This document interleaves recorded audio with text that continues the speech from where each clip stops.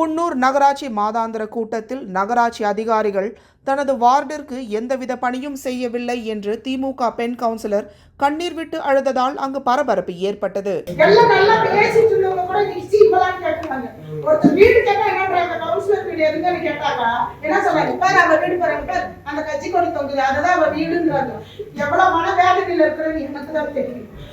சரிங்களா, நான் அழுக கூடாதுன்னு தான் நான் மனசை கட்டுப்படுத்தி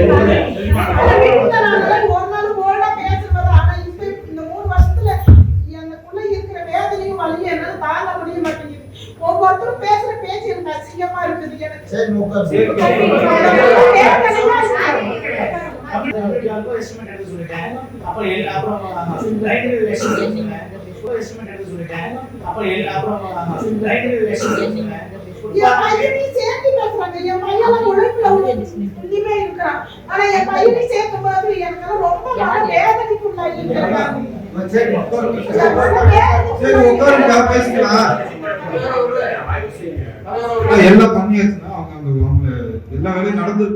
முப்பதாவது வார்டு கன்னிமாரியம்மன் பகுதி கவுன்சிலர் காவேரி தனது வார்டில் மக்கள் தன்னிடம் கேள்வி கேட்பதாகவும் பதில் சொல்ல முடியாததால் அசிங்கமாக இருப்பதாகவும் கண்ணீர் விட்டு அழுதார்.